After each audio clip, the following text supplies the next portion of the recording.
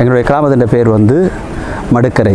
நானாட்டான் பிரதேச சபையில் பதிவு செய்யப்பட்ட மடுக்கரை என்ற ஒரு கிராமத்திலேருந்து என்னுடைய பேர் வந்து ஜீவன். ஆனால் கிட்டத்தட்ட 14 வருஷத்துக்கு முன்னுக்கு இப்படி ஒரு பாரிய வெள்ளத்தை நாங்கள் சந்தித்தோம். அதுக்கு பிறகு இப்போ இந்த வருஷமும் வந்து வெள்ளப்பெருக்கு வரப்போகுதுன்னு சொன்னோன்னே அப்போ கவர்மெண்டால் எங்களுக்கு அறிவித்தல் கொடுத்துருந்தாங்க. அப்போ ஜனங்கள் ஒவ்வொரு வருஷமும் வெள்ளத்தினால் இடமேந்து போயிருந்த நேரங்களில் அவங்களுடைய சொத்துக்கள் வந்து சூறையாடப்பட்ட போகிற நிமித்தம் அவங்க இந்த வருஷமும் அசட்டினமாக இருந்தோம். என்ன சொன்னால் இப்போ இப்படி வருஷம் நாங்கள் எங்களுடைய சொத்துக்களை இழந்து திரும்ப அதை உருவாக்க முடியாது அப்படின்ற ஒரு நோக்கத்தினால ஜனங்கள் வந்து ஒரு அமைதியாக இருந்துட்டாங்க. ஒரு குறிப்பிட்ட மக்கள் வெளியேறப்பட்டவங்க மேட்டு நிலங்களில் இருக்கிற கொஞ்சம் உயரமான பிரதேசத்தில் இருக்கிற மக்கள் அப்படியே இருந்துட்டாங்க. ஆனால் கடைசியாக பார்க்க போனால் குளங்கள் உடைக்கப்பட்டு தண்ணி முழுக்க ஊருக்குள்ளே பூந்தோடனே ஜனங்கள் வெளியேற முடியாத ஒரு சூழ்நிலையில் தத்தளிக்கும் பொழுது அரசாங்கத்தால் எங்களுக்கு எந்த ஒரு மீட்பு பணியையும் ஏற்படுத்தி கொடுக்கவில்லை. இராணுவமோ அல்ல நேவியோ வந்து தங்களால் வர முடியாதுன்ற ஒரு சூழ்நிலையில் எங்களை மக்கள் அப்படியே கைவிட்டாங்க. ஆனால் எங்களுடைய கிராமத்தில் இருந்த வாலிபர்கள் தான் எங்களுடைய மக்களை நாங்கள் காப்பாற்றணும், எங்களுடைய மக்களை நாங்கள் வெளியே கொண்டு வரணும்னு எங்களுடைய உயிரை பணயம் வைத்து தங்களுடைய செலவுகளால் இங்கே ஒரு நல்ல உள்ளங்களுடைய உதவியோடைய மண்ணெண்ணெய்களை அடித்துக்கொண்டு இங்கே இருக்கிற கிட்டத்தட்ட 180க்கு மேற்பட்ட ஜனங்களை வெளியேற்றினாங்க. இதில் நானும் பாதிக்கப்பட்டு வெள்ளத்தில் அடித்து செல்லப்பட்டு 2 நாளைக்கு பிறகு தான் என்னையும் அவர்கள் தான் வந்து மீட்டு கொண்டு வந்தாங்க. ஆனால் உண்மையாகவே அரசாங்கம் எங்களை கைவிட்டுட்டாங்க. அந்த சூழ்நிலையில் அரசாங்கம் எங்களை கைவிட்டுருச்சு. அரசாங்கம்னா இங்கே இருக்க டிஎஸ் இது மூலமாக வந்து தாங்கள் எதுவுமே செய்ய மாட்டோம், சில பேருடைய வார்த்தைகள் வந்தது, அவங்க என்ன நடந்தாலும் நாங்கள் இது பண்ண முடியாது, ஏன்னா நாங்கள் அவங்களுக்கு அறிவித்தல் கொடுத்தோம், அவங்க எழும்பி வரையில்லை அப்படின்ற ஒரு இதை வந்து அவங்க சொன்னபடினால கடைசியாக எப்படியாலும் எங்களுடைய ஜனங்களை நாங்கள் காப்பாற்றணும்னு சொல்லி உண்மையாகவே எங்களோட மடுக்கரையில் இருக்கிற ஒவ்வொரு வாலிபர்களும் தங்களோட உயிரை பணயம் வைத்து தான் எங்களை வெளியில் கொண்டு வந்தாங்க. எண்ணெயெல்லாம் ஏற்றி கொண்டு வரும்பொழுது அவ்வளோ ஒரு இழுவை தண்ணி, அதில் வந்து அவங்க தங்களோட உயிரை கூட துஷ்டமாக நினச்சி தான் என்னை வந்து கயிறு போட்டு இழுத்து கொண்டு வந்து சேர்த்துவாங்க. ஆனால் கவர்மெண்ட் வந்து எங்களை அந்த சந்தர்ப்பத்தில் கைவிட்டுட்டாங்க. இப்போவும் எங்களை முகாமிலிருந்து வெளியே அனுப்பும் பொழுது எந்த ஒரு முயற்சியும் இல்லாமல், இங்கே வந்து எந்த ஒரு ஏற்பாடும் செய்யாமல் திடீரென்று எங்களை வெளியில் அனுப்புனாங்க. நீங்கள் எல்லாம் வெளியில் போங்க, உங்களுக்கு காலை சாப்பாட்டோட உங்களை எல்லாத்தையும் நீங்கள் வெளியே போக சொன்னவங்க. ஆனால் இங்கே வந்தால் குடிக்கிறதுக்கு தண்ணி இல்லை, இங்கே புழங்குறதுக்கு தண்ணி இல்லை, எல்லாமே பெரிய ஒரு பிரச்சனைகளை நடக்கும். அதுக்கு பிறகு டிஎஸ்க்கு அடித்து ஜிஎஸ் வரமாட்டேன்னு சொல்லி எங்கே இருக்கிற பிரேச ஊருக்கு அடித்து அப்புறம் அவங்க வந்த பிறகு தான் டிஎஸ் மாதிரி அங்கேருந்து வந்தவங்க எல்லாம் வந்து நின்று அதை செய்கிறோம் இதை செய்கிறோம் சாப்பாடு கொடுக்குறோம் நாங்கள்னு சொல்லி அது. ஆனால் வீடுகள் இன்று வரைக்கும் போக முடியாமல் இருக்கிறாங்க வீடுகளில். ஏன்னா முள்ளிமோட்டன்ற கிராமம்லாம் சனங்கள் போக முடியாது, மிருகங்கள் செத்து அப்படியே கிடக்கு. அதெல்லாம் இன்றைக்கு தான் செய்கிறாங்க வந்து தாக்குறதுக்கு. ஆனால் இவ்வளோ நாளும் மக்கள் போக முடியாது. ஆனால் கேம்பை விட்டு வெளியேற்றிட்டாங்க. ஜனங்கள் என்ன செய்கிறன்னு தெரியாமல் ஒரு நாள் திண்டாட்டத்தில் நின்றவங்க. இதை பாருங்கள், இன்றைக்கும் இப்போ தான் சாப்பாடு வந்திருக்கு. அரசாங்கத்திட்டருந்து இதுவரைக்கும் எங்களுக்கு எந்த ஒரு உதவியும் வரையில்லை. அரசாங்கத்தால் இந்த அமைப்புகள் இப்படி ஒவ்வொரு வாழ்வுதயங்கள் இப்படியான அமைப்பு நிறுவனங்கள்லேருந்து தான் எங்களுக்கு உதவி வந்தது ஒழிய கவர்மெண்டால் இதுவரைக்கும் எந்த ஒரு இதுவும் வரையில்லை.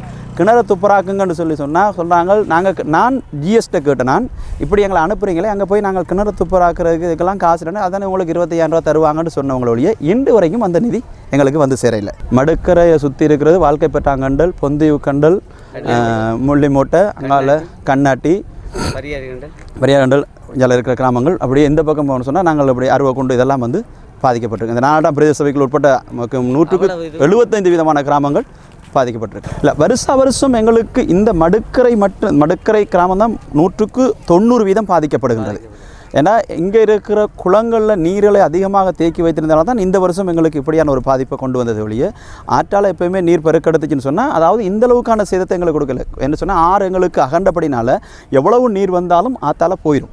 அதாவது 190% பாதிப்பு எங்களுக்கு பெருசாக அந்தளவுக்கு கொடுக்கறதில்ல, நார்மலாக வந்துட்டு போயிடும். ஏன்னா கிட்டத்தட்ட 15 வருஷத்துக்கு முதல் வந்தது தான். அதுக்கு பிறகு இந்த வருஷம் இப்படியான ஒரு அழிவை நாங்கள் இருக்கோம்.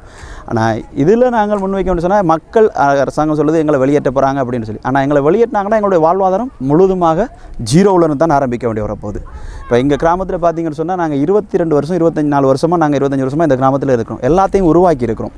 இப்போ உருவாக்குனதை இனி திரும்ப நாங்கள் ஜீரோவில் வந்து ஆரம்பிக்கும் பொழுது எங்களோட வாழ்க்கை பெரிய ஒரு சவாலுக்குள்ளே ஈடுபடும். டிஎஸ் வர்ற நேரம் தான் இந்த ஜிஎஸ் வந்தார். ஜிஎஸும் வந்து பார்த்து நேற்று சொன்னது, சரி இங்கே உங்களுக்கு இருக்கிறாத மக்களை நாங்கள் கூட்டிக் கொண்டு இடைத்தங்கள் முகாமுக்கு கொண்டு போகிறோம்னு சொல்லி குறிப்பிட்ட சனத்தை கொண்டு போனவங்க. அப்போ நேற்று தான் டிஎஸ் அதுவும் கட்சி மேற்கொண்ட ஒரு மேல்மட்டத்தில் இருக்கிற உறுப்பினர்கள் வந்தபடினால தான் அவங்களும் இங்கே கடந்து வந்தவங்க. என்று சொன்னால் ஓப்பனாக சொல்ல போகிறோன்னு சொன்னால் நானாட்டான் பிரதேசத்தில் மடுக்கரை என்ற ஒரு கிராமத்தை ஒரு ஒதுக்குப்புறமாக தான் வைத்திருக்கிறாங்களே ஒழிய இந்த கிராமத்தை மேல் நோக்கி கொண்டு வரணும்னு சொல்லல. இப்போ பார்த்தீங்கன்னு சொன்னால் பாதையெல்லாம் பயங்கரமான சேதமடைஞ்சிருக்குது. இந்த பாதைக்கு இதுவரைக்கும் எந்த ஒரு நடவடிக்கை கூட எடுக்கல. பெரிய பாரிய ஒரு சேதத்தை கொண்டு வரும். இந்த பக்கத்தால் வாகனங்கள் வரவே முடியாது. அப்போ இந்த பாதைகளை இதுவரைக்கும் ஒரு கொஞ்சம் மண்ணில் போட்டோ இல்லை கிரவலில் போட்டோ இல்லை ஏதோ ஒரு சின்ன ஒரு இது டெச்மேட் பண்ணுற எந்த ஒரு வேலை திட்டமும் கிடையாது. ஏன்னு சொன்னால் இது மடக்கரை அப்படின்றது ஒரு கிராமம்ன்ற அது ஒரு கொஞ்சம் ஒதுக்கப்பட்ட ஒரு கிராமமாக தான் வச்சுருக்கிறாங்களே ஒழிய. ஆனால் இந்த கிராமத்திலிருந்து அநேக இது வந்து உற்பத்திகள் வெளியேற ஒரு கிராமமாக இருந்தது. இதுவரைக்கும் இந்த பாருங்கள் இன்றைக்கு வெள்ளத்தால் பாதிக்கப்பட்டது வரைக்கும் எந்த ஒரு இயந்திரம் அதாவது ஜேசிபியோ பெக்கோ வந்து ஜேசிபி ஒரு தடவை பிரதேச வேலை வந்து மாடுகளை தாட்டது மட்டும்தான் ஒழி. அது குறிப்பிட்ட பிரதேசத்தில் செஞ்சுட்டு மிச்ச இடம் புதைக்குன்னு சொல்லிட்டு விட்டுட்டு போயிட்டான். இன்னும் வரைக்கும் பல இடங்களில் மாடுகள் செத்து கிடக்குது. அப்போ அரசாங்கத்தில் இருக்க பிரதேச சபையில் இருக்கிறவங்க என்ன செய்கிறாங்கன்னு சொன்னால் வேண்டாம் வெறுப்பாக வந்து செய்துட்டு போகிற மாதிரி தான் செய்துட்டு போகிறாங்களோட. போக்குவரத்து பஸ் இல்லை எங்களுக்கு. இப்போ இந்த வெள்ளத்தால் அந்த ரோட்டு பிரச்சனையால் பஸ்ஸே இல்லை. நாங்கள் பஸ் இல்லாமல் தான் பாதிக்கப்பட்டு நிற்கிறோம். ஒரு அந்த அவசரத்துக்கு ஒரு ஆம்புலன்ஸ் உள்ள வரண்டா கூட கடைசி வரைக்கும் வரையலாம். எங்களோட கிராமத்துக்கு ஒரு பஸ் தான் காலையில் வந்துட்டு போகும், திரும்பி மத்தியானம் 2 மணிக்கு வரும், திரும்பி பின்னரம் ஒரு தடவை வரும். இவ்வளோதான். இந்த கிட்டத்தட்ட 800-900 குடும்பம் இருக்கிற கிராமம். இந்த கிராமத்தில் ஒரு பஸ் தான் இன்றைக்கு வந்து போகுது. ஆனால் ஒரு 30-40 குடும்பம் இருக்கிற இடத்துக்கே கிட்டத்தட்ட 2 பஸ் போய் வருது. இன்றைக்கு இவ்வளோ பெரிய ஒரு கிராமத்துக்கே வராது ஒரு பஸ் மட்டும்தான். அதுவும் இப்போ இல்லை, இந்த வெள்ளத்தோடு அந்த பஸ் இல்லாமல் போயிட்டுது. விவசாயம் என்று சொல்ல போன்னு சொன்னால் எல்லாருடைய தோட்ட பயிர்ச்செய்கை முற்று முழுதாக அழிந்து போயிட்டுது. நெற்செய்கை முற்று முழுதாக இல்லை, எல்லாருக்குமே அதாவது ஜீரோ தான். மாடுகள் எல்லாம் அளவு கணக்கற்று போய் அவருடைய மாடுகள் ஆடுகள் கோழிகள் எல்லாம் முழுக்க கோழியில் ஒருத்தருக்குமே ஒன்றும் இல்லை. ஒருத்தருக்கும் அதாவது மேட்டில் பயிற்சிக்கே முள்ள அழிந்து போய்விட்டது. இப்போ நாங்கள் அழிவு சம்பந்தமானதை வந்து எங்களுடைய விவசாய தலைவர் மூலமாக வந்து நாங்கள் எல்லா கடிதங்களையும் கொடுத்து கொண்டிருக்கிறோம். அவங்க வந்து இப்போ நாளைக்கு மன்னாருக்கு வர சொல்லியிருக்காங்க, அங்கே போய் அதை வந்து அறிவிக்க சொல்லி.